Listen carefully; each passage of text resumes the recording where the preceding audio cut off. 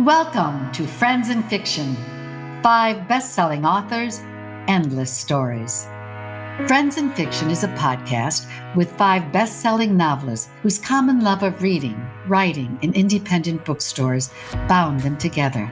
With chats, author interviews, and fascinating insider talk about publishing and writing, these friends discuss the books they've written, the books they're reading now, and the art of storytelling.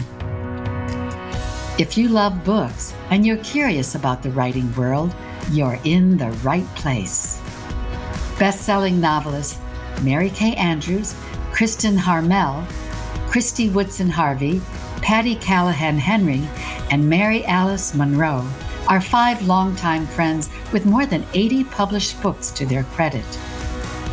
At the start of the pandemic, they got together for a virtual happy hour to talk about their books, their favorite bookstores, writing, reading, and publishing in this new uncharted territory. They're still talking, and they've added fascinating discussions with other best-selling novelists. So join them live on their Friends and Fiction Facebook group page every Wednesday at 7 p.m. Eastern, or listen and view later at your leisure. Hi, everybody. Hi, everyone. Here we are. Hi, everybody. Welcome. This is Friends in Fiction, and it wouldn't be Wednesday night in Friends in Fiction if we weren't having some technical difficulty. So What we do. we're waiting on our guest, Kristen Hanna, to beam in, and hopefully that's going to happen. Just to catch you up, we're 5 best-selling novelists, and our common love of reading, writing, and independent bookstores bound us together. So with chats and author interviews and fascinating insider talk about publishing and writing, and wine, don't forget the wine. That's what we call a social lubricant. The books we're writing and reading, and the art of storytelling. So if you love books and you're curious about the writing world, you are in the right place. The exact right place. So we're going to go around and introduce ourselves to you in case you're new here or in case you're old like me and you forget. So I am Mary Kay Andrews. My latest book is Hello, Summer. Hi, I'm Mary Alice Kristen's Monroe. here. Can you hear Yay, it? Kristen's here. Woohoo! I'm Mary Alice Monroe, and my recent book is on Ocean Boulevard. Welcome, everybody. I am Patty Callahan and Patty Callahan Henry, and my latest contemporary is The Favorite Daughter, and my latest historical is Becoming Mrs. Lewis, the improbable love story of C.S. Lewis and Joy Davidman. I'm Christy Woodson Harvey, and my latest book is Feels Like Falling. And I'm Kristen Harmel, author of the upcoming The Book of Lost Names. And my latest book is Feels Like Falling.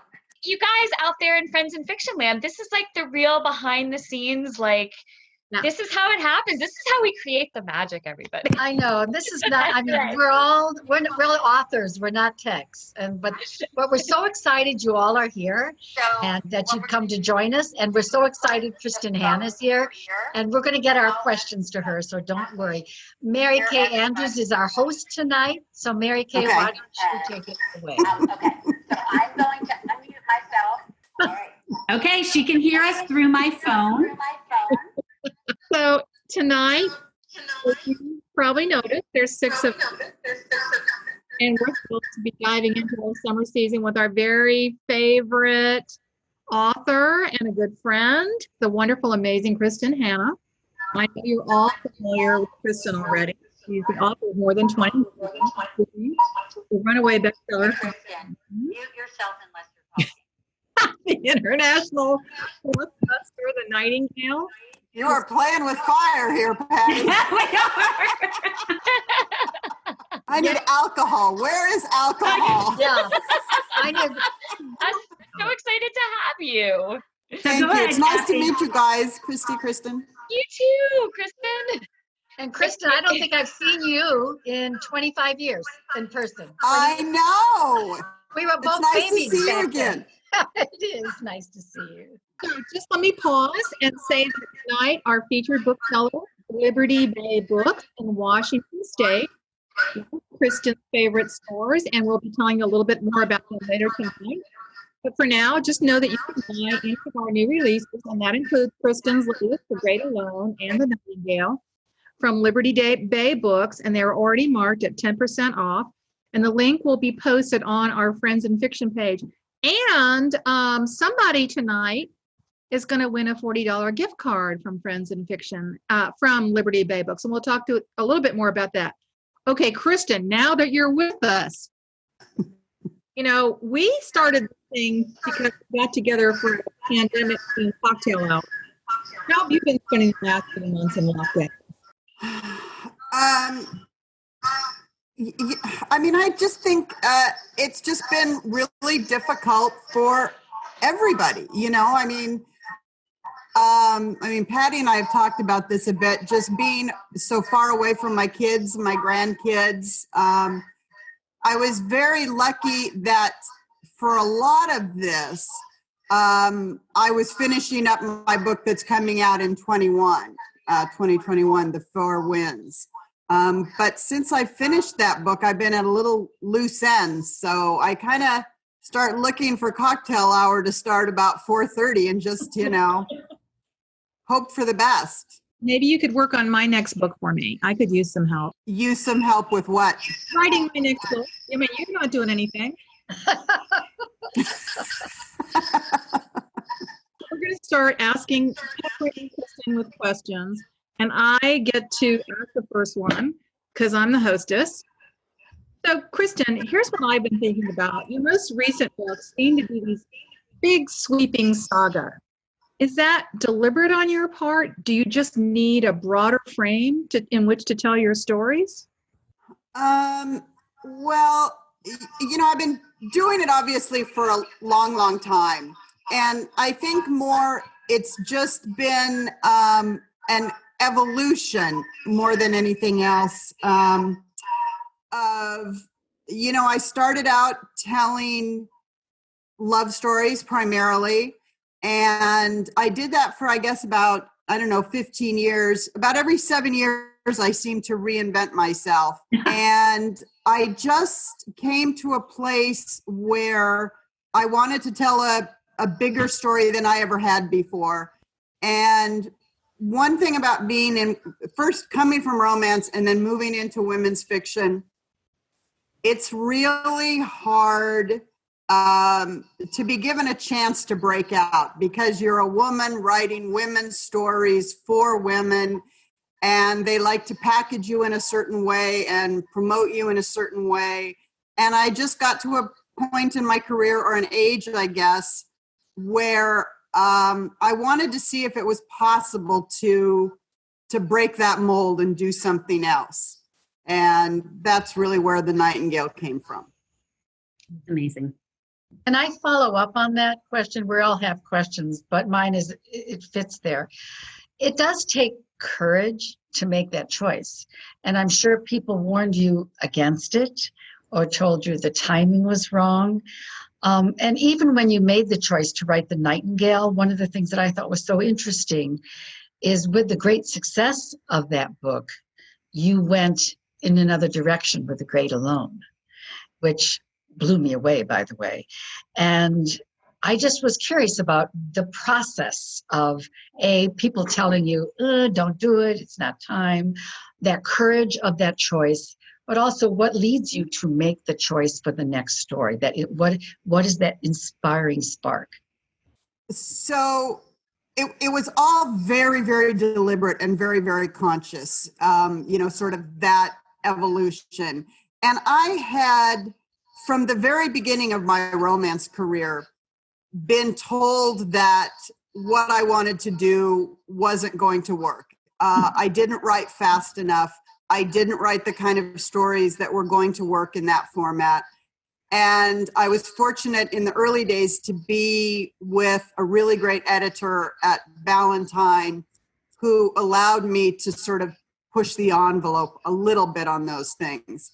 And so I started in historical. When I first went to a contemporary romance, I was, warned against it. When I first went to women's fiction, I was warned against it. When I, decided to write books on spec, which I've done a lot throughout my career, I was always warned against it. So someone saying, hey, don't do this, that just tells me I'm on the right track if I believe in it.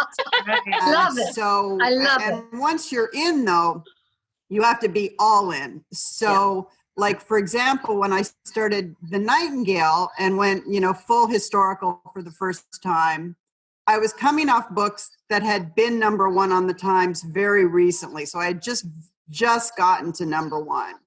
And, there was a lot of conversation about maybe this isn't the best time to push all that aside. But I truly believed that it was the only way for me to actually sell more books than I was selling, because I had sort of reached a place in women's fiction where I felt that I was as big as I could get, and that the only way to change that paradigm was to write something else, and to risk starting over. And I made a very conscious decision not to package it to my previous readers, not to sell it, to just do a clean break. I was lucky, I think, that a lot of them followed me anyway, but I was prepared to lose readers. I had to be, and then, so that was like the easiest of the decisions. And then in the year between sort of The Nightingale being submitted to my publisher and it coming out in the stores, actually it was almost 18 months, I started to get this sense that the book was going to be successful. People were reading it and they were telling my editor and my agent, oh, this is a good book. And that's when I think for the first time in my career, I got really scared. I thought, what if it actually works, then what? Because I didn't have a follow-up book. I hadn't plotted out a career following that. So everyone said, you need to write another World War II book and solidify your audience. And my fear was that if I wrote another World War II book, I would never write anything except a World War II book. Yeah. And so I decided to write a book that I thought could not be compared to The Nightingale. I was prepared, and I think even embraced the idea that the second book by definition would fail, that it absolutely had to, that you can't, a Nightingale's once in a lifetime kind of book. So I knew whatever I did, it was going to be less successful. So I just embraced that, and I decided to write, a 70s, book about domestic violence with kind of a thriller angle. And I was shocked that as many people liked it as they did. Such a great book. It was a very intense, a very intense book. So, and I don't know, it kind of served as like a palate cleanser, because I realized that ultimately it wasn't about success any more now than it had ever been. It was always about what I wanted to write and what I wanted to read. And you take the success when you get it, and you take the failure when you get it, and you just keep showing up. Yeah. That's a great answer. Thank you, Kristen. Very inspiring. Thank you. Mary Alice, I remember when you did it with Beach House. Yeah, thank you. Yeah. No one wanted to read about turtles. That's all I heard.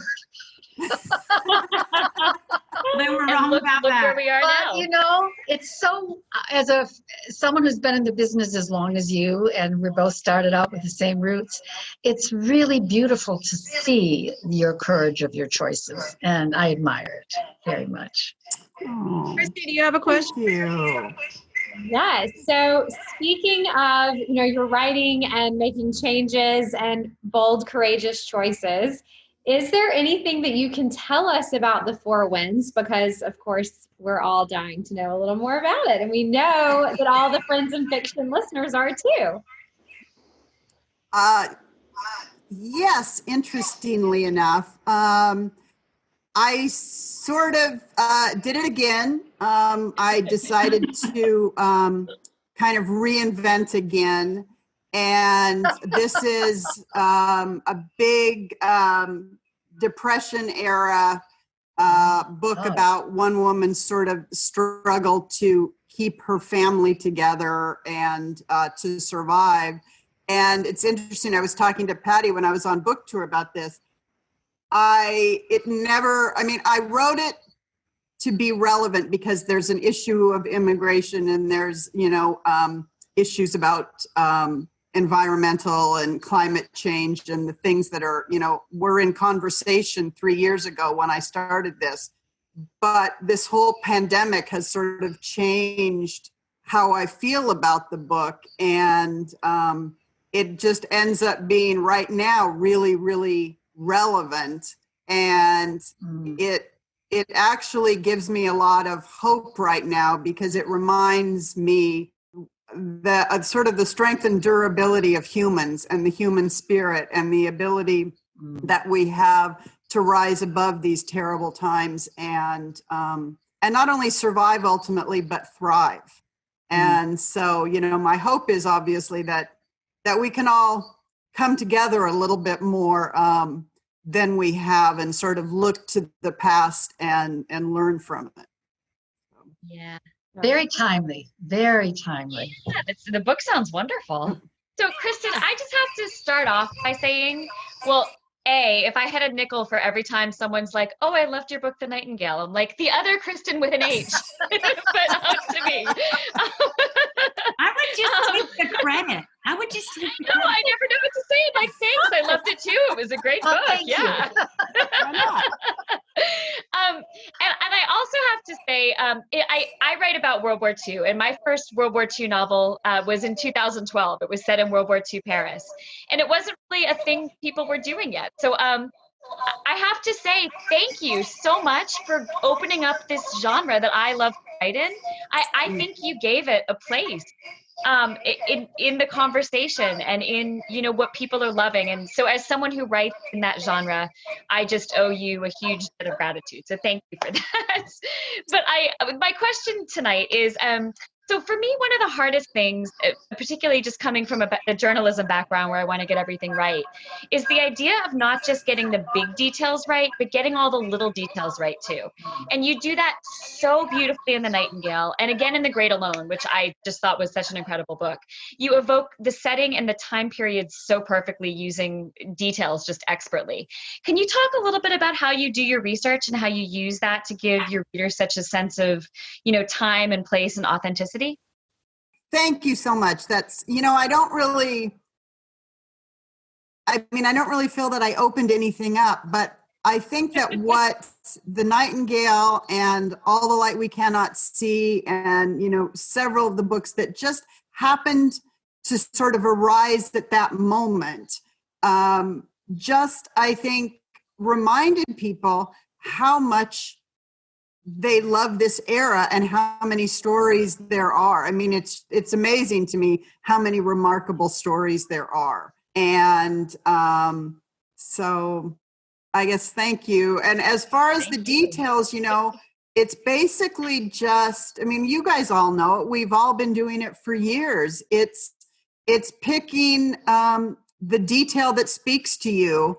And I would say the biggest thing that I've learned from The Nightingale and from The Four Winds that has been difficult, that has been this transition from what I used to write to what I'm writing now, is the difficulty in writing a historical novel that tries to get the details right and tries to get the issues right and, tries to have something to say historically, but is still first and foremost a novel about characters, about women, about sisters, about friendship, because I find that when I've got a really big historical canvas and a lot of facts to deal with, you almost do stand-in characters for a long time. It takes a long time to remember that you're still a novelist writing about characters, not a historical novelist.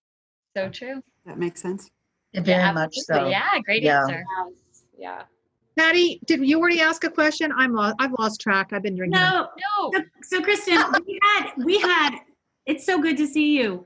We had such a good time talking about, switching genres, what it means, using the details, and yet, when we were together, I wanted to ask this question, but the audience had so many questions. So many of your sweeping sagas are about survival, right? In the face of great tragedy or hardship. They're about women, they're about friendship, they're about sisterhood. And there's this quote in an Elizabeth Strout novel. It's called My Name is Lucy Barton. Have you read that? Yes? No.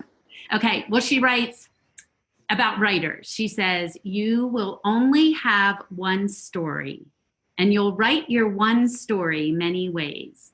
Don't ever worry about story. You only have one. And I remember us talking, and I jokingly said, oh, I know you don't write from theme. And you said, oh, yes, I do. So I wonder if that's true, that we have kind of one story and we just tell it in different ways. What do you think? Huh. Wow. That it kind of leaves me speechless, because I'm torn right down the middle with yes, because we all have things to say that we feel intrinsically are important and matter. And, no matter what you begin with, certain themes and ideas and characters reappear in your books over and over and over. So, and I personally am a very commercial, very mythic kind of person in movies and books and everything. So they're about survival because the stakes are so big, and because that's something I think that we all share. But do I think I have one story? I hope not. I hope that we all can change and grow. And, although I can tell you, I want to write a YA fantasy someday. It'll probably still feel like me. So who knows? No, I just think it's such an interesting idea, because I think we return as writers to the same themes kind of over and over. But I'm not positive we return to the same story over and over. But I just think it made me look at my own work and everybody else's work and say, what do we touch on every time we write this story? I guess it depends on how you define story. Is story plot, is story theme, is story arc, is story character? I'll tell you what, if I've been writing the same story for 25 years, I should be better at it, and I should not be making the mistakes. I agree. I agree. I think we do have, maybe theme is probably the better word than story, something that it comes through our stories, no matter what setting, what plot we have. And I think that's the voice of the author. It's how can we not bring that out in our stories if it's something we believe in truly. So I think when we read your book, Kristen, or certainly I think all of ours, you like to think that you can read a few pages and say, yeah, that's Kristen's book. Yeah. Oh, yes, that's Patty's voice. It's the voice. Yeah. That's actually what I was thinking afterwards, because that's the question that I get. You guys probably all get it most from beginning authors, beginning writers, is where's my voice? What's my voice? How do I develop my voice? And you think in the beginning that voice is about how you write. And as you get older and you do this more and more, you understand that voice is how you see the world. And it's the message that you're giving. And that is certainly recurring in most of us, because the voice is so fundamental to who we are. Who we are, you're right. Thank you. Not only that, it's the hardest thing to find. I think it's the hardest thing to find in the beginning. Yeah, I think right? so. You emulate, and then you have to find your own. Okay, girls, this is all great stuff. Kristen, thanks for thinking about all that stuff. We want to remind you about supporting your local booksellers. It's a tough time for locally owned independent businesses everywhere, and we always encourage people to shop small. But if you love books, all of us can do some good in the world by lending support to booksellers who are working really hard to stay in business. It's a good deed. Same time, you get great new books to read. You get to keep the literary community thriving. I know I called Liberty Bay Books today just to make sure we were all set up for tonight. And they told me that they have just opened their doors, which is great news. Yay! Yes. So if you're interested in getting any of our books tonight, Hello Summer, that's mine. Mary Alice's On Ocean Boulevard. Christie's Feel Like Falling. Patty's Becoming Mrs. Lewis. Kristen Harmel's The Book of Lost Names, or Kristen Hanna's The Great Alone or The Nightingale. Take advantage of the 10% discount that Liberty Bay Books is offering. You don't need a coupon code. Go to our Friends and Fiction page and find the link to the store. And tonight, by the way, we marked a big milestone tonight. We passed the 4,000 followers mark. So who was gonna pick the winner of the 4,000 follower thing? It's just drawn randomly from one person who is in the group of 4,000 followers. So, whenever we hit a milestone, we want to reward everybody who's been with us all along. So it's somebody who's been with us. And we want to remind you to join our Friends in Fiction group on Facebook. If you're not a member already, please do that. You get all the links you mentioned tonight. And we're going to be giving more giveaways. So we have asked, it's been our turn to ask questions. And we want you all to do the same thing. And we've chosen 2 questions that have been submitted on the website. We want Kristen to answer. So first off, Diane Kuhn McGoldrick is asking, I think Kristen Hanna. And by the way, we have an embargo on K names after this. I know, this is it. No more Kristins, Christies, and Kristen. And KH. We need a couple more Marys We're here. all KH. It's weird. We're all KH. I mean, it's really funny. It really is. No, this is it for us. Anyway, McGoldrick wants to know, and this one I think is for Chris and Hannah. Do you typically have just a single story in your head when you're writing? Or are there often other stories in your head that are brewing and you put them on the back burner while you're working on the book at hand? Not only do I only have one while I'm working, I am hard pressed to find a second one when I need it. I am not one of those authors who collects stories or thinks about, in fact, I'm right now, I've worked for 3 years on The Four Winds, and I'm done now, and it's time to write another book. And I literally have 0 ideas. So if anybody wants to send one in, just let me know, because I'm desperately looking. Oh, you may have opened a floodgate. I know you don't know what you're asking. Yes. Yeah. Oh, maybe. Well, it worked for Lisa Wingett. I mean, I just was interviewing Lisa and the woman that, sent in the idea and said you should write a story about, these lost friends ads. So you never know. You could find a diamond out there. Well, and she had just finished another book and was handing it in. Talk to her not. Okay, so Kristen, another Kristen. Get out of Kristen. Okay, Kristen Ridgway Burgett. Oh, another Kristen. That's so funny. He wants to know which characters from your books are most like you. Kristen, Hannah, can you answer that briefly? And then the others, maybe some of us will take a crack at that too. Sure. The character that is most like me consistently, and the book that is most like my life is Firefly Lane. And I was Kate, not Tully. I was the at-home mom. I don't know if there's a character who's the most like me. I can tell you who the character I wish was the most like me, and that's Joy Davidman in Mrs. Lewis. But I don't know if there's a character. How about y'all? It changes over the years. I think I would have said in the beach house, I loved Lovey, but she was more my mother, but I wanted to be like her. I wasn't her.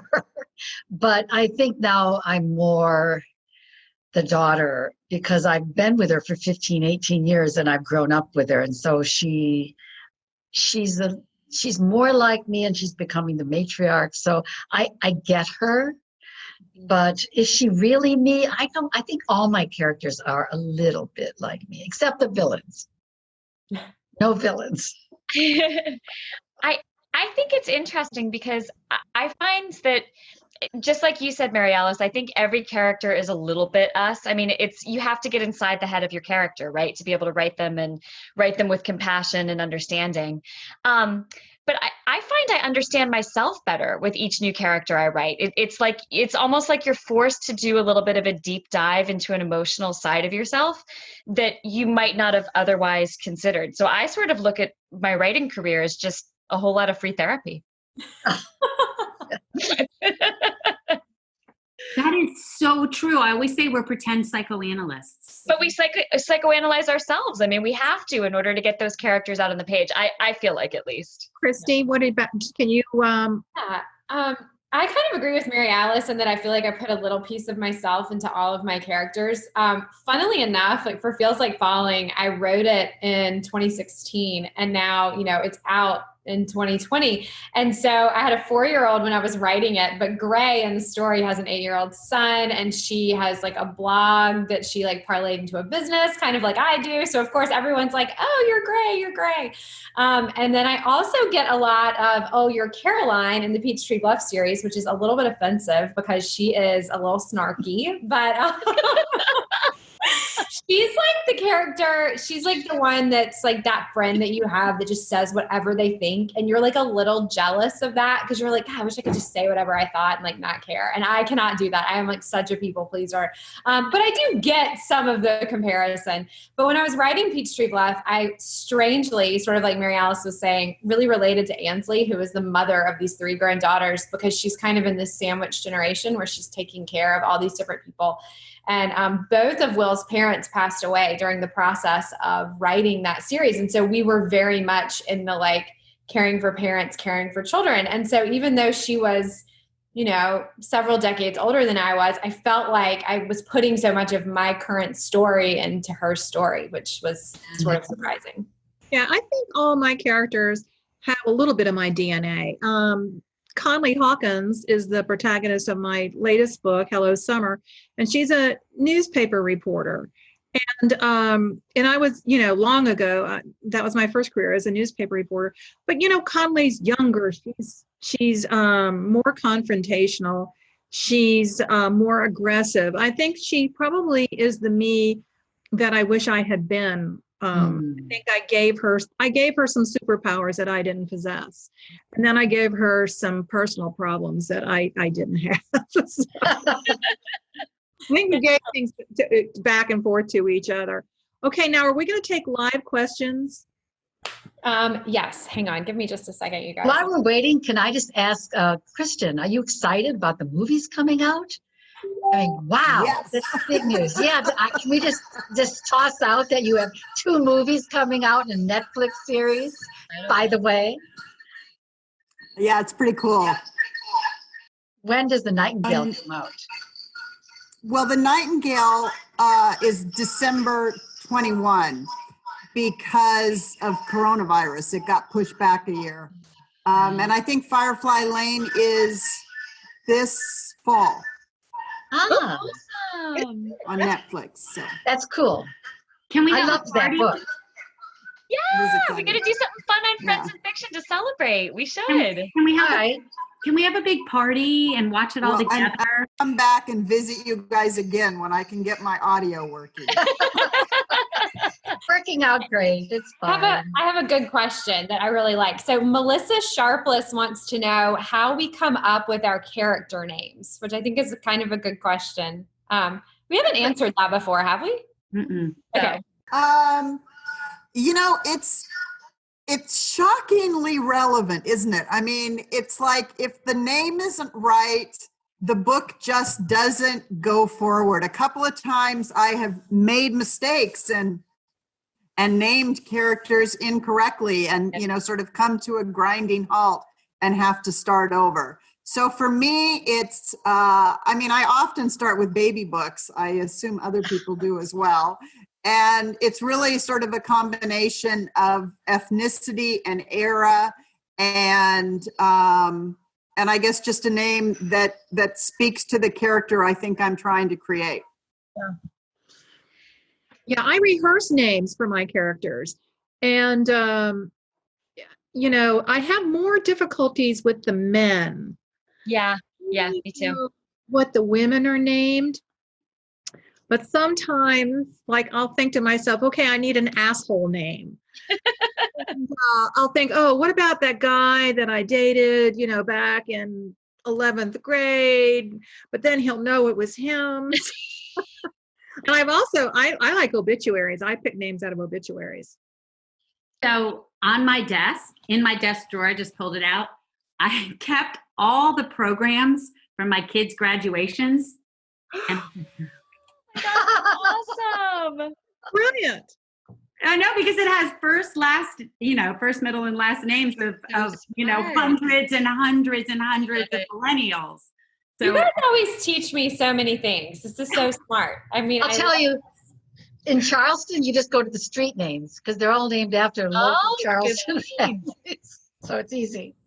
I'll tell you something funny about, so the Book of Lost Names, which is my book that's coming in July, it's about document forgers. And so their whole job basically is finding names for people.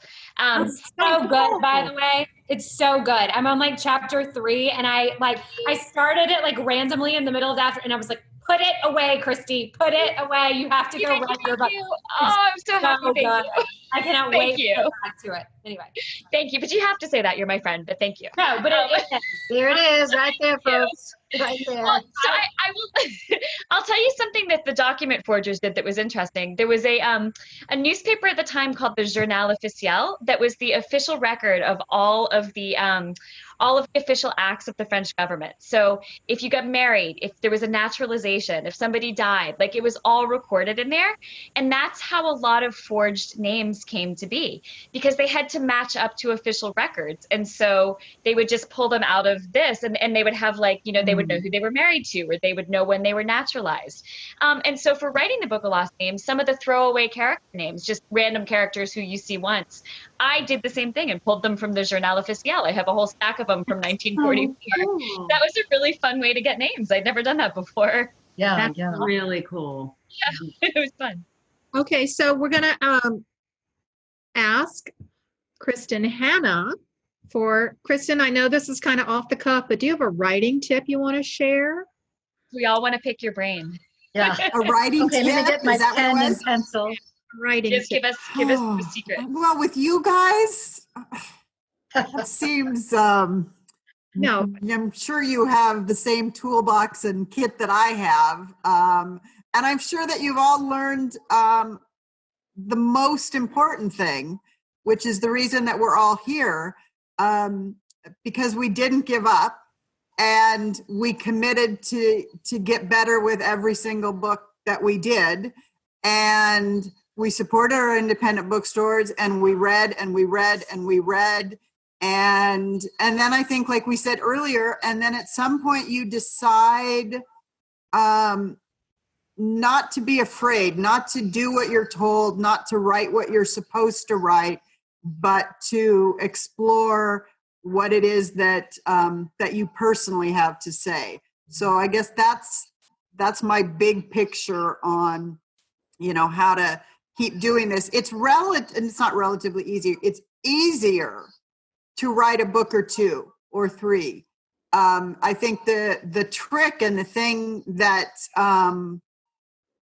that you have to work really hard at is to have a career at this, to keep doing this year after year after year as tastes change, as covers change, as stories change, as the readership changes, as you change. And so you're constantly, I think, reinventing yourself just enough to sort of stay relevant. And then, like I said, most importantly is is never think you're good enough. I mean, I never, ever think that I am a good enough writer to pull off what I want to do. So I try something that stretches me just a little bit so that I guess, keep being engaged. That's beautiful. Thank you. That's really beautiful. Great tip. Wonderful. Engaged, or do you mean terrified? Well, if you aren't terrified, Right. I'm not sure you're writing the best book that you could be writing, because it means you're not asking something of yourself that frightens you. And you don't have to be, by the way, frightened every time. You don't have to stretch yourself. I tend to do the big stretch, the fallback, the big stretch, the fallback, because you need to sort of regroup and understand what you've learned. But I do think it's important to be afraid a lot. Yeah. You all, I hope you know that you've just heard a master class. No, Exactly. Thank you, Kristen. Thank People you. pay big money for that. Okay, Honestly, beautiful. I just have to speak from my heart. That was so beautiful. Thank you for sharing that. It showed a lot of wisdom and experience. ladies, do you all have any books? We always try to give a shout out to other authors and talk about what we're reading, especially debut authors. It's tough to be a debut author during a pandemic. You don't get the kind of attention. You don't get a book tour. A lot of debut authors don't get book tours at all. So who's got a debut novel they want to talk about? Anybody? that's a good question. I think we were, you know what? I think this week we were also, we were so focused on getting up and running with starting our website and finalizing our logo. And I think we all lost our minds with like the rest of the episode. And Mary Kay, may I just add, the way you are keeping us all together tonight, despite the problems, like, I mean, you are, I'm just bowing down to you because you have kept our crazy train on the tracks. The secret to writing is the same as the secret of Friends and Fiction. You just have to be a little terrified every week. And it all comes together. We're going to get it done. We're going to get it done. It's like in the book when you get to the soggy middle and you know it's never going to work out. That's it. That's us. Yeah. I do want to talk about a debut novel, and it's by Kristin Clancy. It's called The Second Home.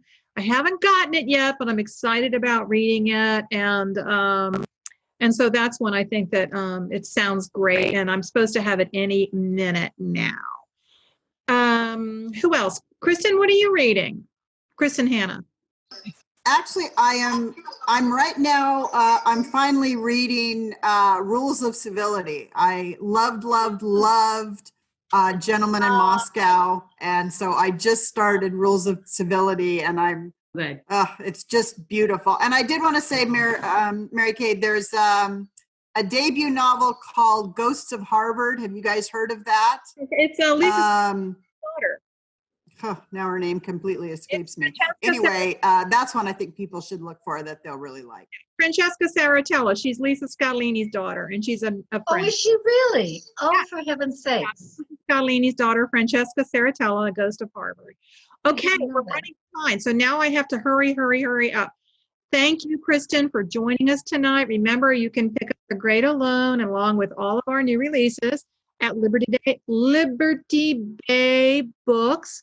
Saturday at 10% off. You do not need a coupon code, and that will enter you to win the $40 gift card, which I apparently am going to announce the winner of that tonight, if I can find out who that is. We'll do it on the page. We'll do it. You know what? Give people another reason to come to the Friends and Fiction group. Yep. I know who it is. I found out who it is. It's Ellie Bolin from Germantown, Ohio. So, hello, congratulations. Len, hope you're watching tonight, you win a $40 gift card from Liberty Bay Books, and you will contact them and they will mail your gift card to you. And so I cannot believe we're almost right on time. I'm never on time for anything in my whole life. So, ladies, do we have any more? Wait, I think Mary Alice has something she would like to talk about. All right. Well, next week we have an author again. I know Kristen, you know her. She's been around as long as we have, Debbie Maycomer. And she's been around forever, and she's very excited to join us. And she'll be coming us next Wednesday at 7:00, and we'll have a wonderful time together talking. We have an amazing group of authors coming this summer, and the best part is they're friends. And I think, Kristen, it's so good to see you again, friend, and it's welcome, and thank you for coming. Yes. Thank you. Thank you so much for inviting me. I'm sorry that I have provided technical difficulties, and maybe you can invite me back at the end of the summer and I will do better. Bye, Kristen. Bye. Bye. Thanks, everybody. Bye. Don't forget to check in with us. We'll be on the Friends and Fiction, and we'll see you next Wednesday night. Same time, same place. Bye-bye. Thanks for coming, everybody. Bye, everybody. Thank you. Bye. You've been listening to the Friends and Fiction podcast. Be sure to subscribe to the Friends and Fiction podcast wherever you listen. And if you're enjoying it, leave a review. You can find the Friends and Fiction authors at their website, www.friendsandfiction.com. Catch us live every Wednesday at 7 p.m. Eastern on Facebook at the Friends and Fiction page, or hear the episodes later in podcast form. Goodbye.